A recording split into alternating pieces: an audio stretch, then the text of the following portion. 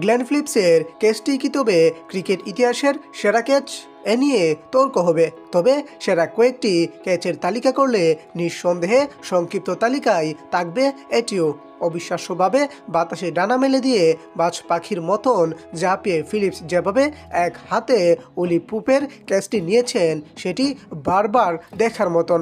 লম্বালম্বি লাফিয়ে বল মুঠোয় ভরে মাটিতে পড়ে যান তিনি, তৎক্ষণাৎ উঠে দুই হাত মেলে করেন বুনো উদযাপন। টিম সাউদির অফ স্টাম্পের বাইরে করা শর্ট ডেলিভারিটি কাট করেছিলেন পুপ।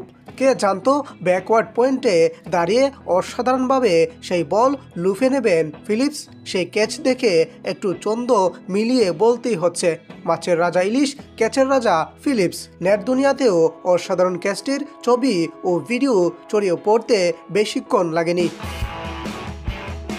নিউজিল্যান্ড ফিল্ডারের এভাবে উড়ন্ত দৃশ্য দেখে ইংল্যান্ড ক্রিকেটের সমর্থক গোষ্ঠী বার্মি আর্মিরাও প্রশংসা ভাসিয়েছেন ফিলিপসকে। ইংল্যান্ড বার্মি আর্মি নামের এক ফেসবুক পেজ ক্যাচ নেওয়ার ছবিটি পোস্ট দিয়ে ক্যাপশনে লিখেছেন, গ্লেন ফিলিপস, কী করেছো তুমি?